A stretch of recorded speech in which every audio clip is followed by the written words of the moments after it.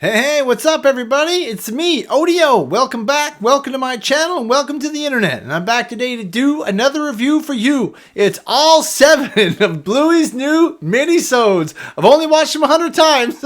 Let's get into it.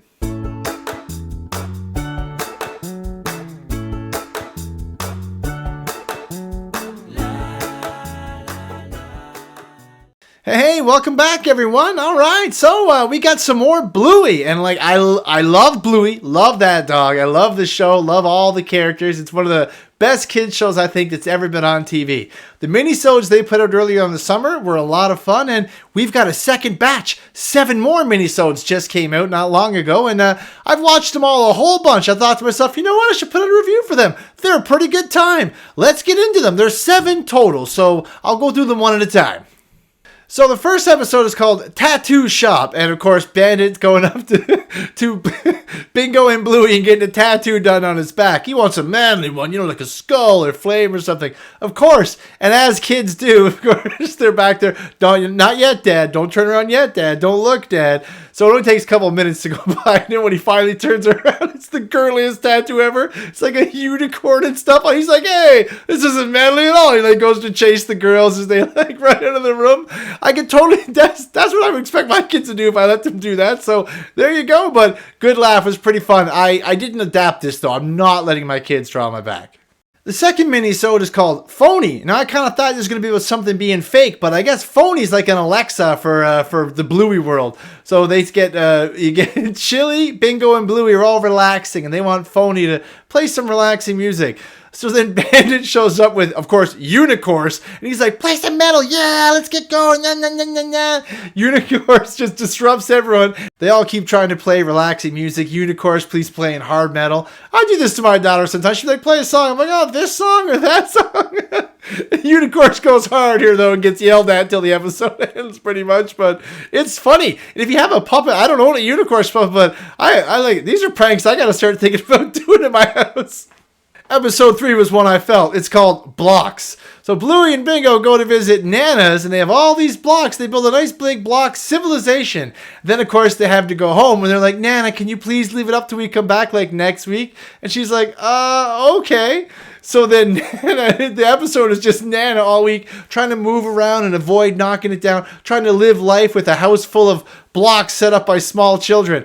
And when kids set up block towers, they're like that. Can I just leave it here? Can it just be a part of this place forever?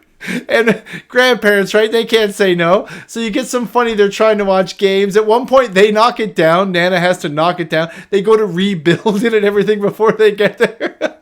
And in typical kid fashion, they come back in a week, Bluey and Bingo do, and they just, oh my God, it's still set up, yay. And they just continue to smash it all down like it's no big deal. And Nana's just like, well, it's kids, right? What are you going to do? It was hilarious. I love seeing the little things she was trying to do throughout the week to adjust her life to living with blocks around. Just for the grandkids, that's how it's going to be.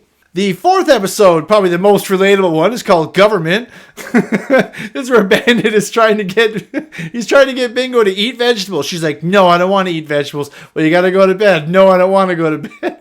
And Bandit's like, well, there's only one thing to do. I'm going to have to write a letter to the government. So he grabs Bingo, uses her as a typewriter, pretends he's writing a letter to the government about why his kids won't listen to him. And then he pretends to send the letter off, grabs Bingo like she's a mailbox, gets the letter back saying they can't take care of the problem for him and stuff. It's hilarious. I did this one. I pretended to typewrite around my daughter's face. She thought it was hilarious. Super fun, right? And when she sees the episode, she's like, tell the manager.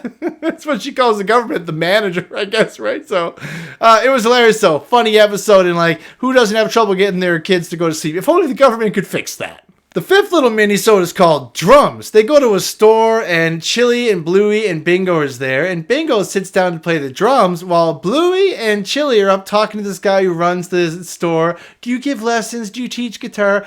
And it's really funny because Bingo just puts on headphones, goes to the drums, doosh, doosh, just becomes like a prodigy all of a sudden. Now, I'm sure it's a bit of an unreliable narrator. Like, this is the Bluey world where they imagine all kinds of things happening. But it was just so awesome. She was so great and amazing. And then when they're like, oh, let's go, she just takes off the headset and like leaves. I think Bandit has some drumming in his background somewhere too at one point. So it was just so funny because like as a parent, Chili had no idea that Bingo was playing with her, having so much fun, or potentially being awesome at it. Like maybe she's an awesome drummer. Maybe she'll get some drums in the future. Who knows? This could go anywhere.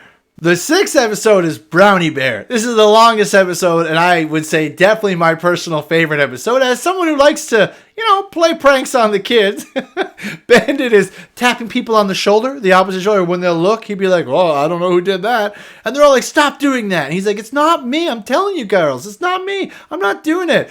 So he goes to get a detective on the case. It's Brownie Bear, another puppet like Unicorse, except he plays it like it's an old dick from the 1940s, like an old private eye. He's in the office like, we don't know who did it. Could have been anyone running the old tap and go, but we don't know who, and there was no evidence. So he goes around, Bandit, pretending to be the detective puppet. And at one point he's like, as a puppet, I gotta say, I don't think this is happening. And then Bandit goes like that, and the puppet's like, oh, and then it happened to me. And he's talking to like Bingo, and then he ends up talking to himself, and he solves the case, of course. It was Bandit, but like I loved it. I loved the little pretend mystery. I loved because I'll do that. I'll talk to Puppet pretend. I'm like, oh, what's going on here, Puppet? Oh, not much. But Bandit created a whole character, like not only with Unicorse, but now with Brownie Bear, he has a whole detective agency. So it was a blast. I love seeing this episode. It was a good take and something fun you can do with the kids, right? Pretend you have your own little detective agency, maybe. And the last minisode was called Whirlpool. I think it was the shortest one, but it was pretty fun. Like, so Lucky's on visiting over the girls, and they got like one of those pools set up in the background, like the kiddie pools. And it was cool. They were all running in a circle, like really, really fast as they could. And like, it made a whirlpool, like in the pool. I'm like, oh my goodness, I didn't do that when I was a kid. Like, does that work? Totally works, right? So as the kid do it and then they stop, the whirlpool keeps going and swirling and swirling. And then when they're done, they're like, oh, let's go the other way. And they just start running the other way. You see them making the whirlpool again. It was awesome. And it was something you could actually go out and do. Maybe, I don't know what the weather's like right now, but just if you have an outdoor pool like that, you go out and do it. But that was cool. It was a fun idea. And I like seeing Lucky come on over. You see Lucky's dad a lot. They reference him, with the old pass the parcel idea. Yeah, I love that episode. But it was cool to see Lucky over there playing with the girls. And they had a fun little idea that you can go inside and try yourself. I like it when the show does that. But overall, 7 more fun little minisodes of Bluey. They're great. I really like them. I like the first 7 probably a little bit more, but these ones are a lot of fun. They're easy to watch with your kids. They're bite-sized, which they like, and you get some fun ideas for you to kind of create your own little fun world with your kids. You could be the government or like create a whirlpool or like have a Brownie Bear mystery yourself, right? So I really like Bluey, and I love these minisodes, so I recommend them to anyone. I'm going to give these ones a 9 out of 10, and that's just because they're not long enough. These ones are a little bit longer. I'll probably just give them a 10. But I'm a big fan. I love Bluey. No matter what they do, I'm probably going to watch and enjoy them. But thanks so much for watching this far, guys. Really appreciate that. Please like, share, and subscribe. And remember, everybody, stay out of trouble.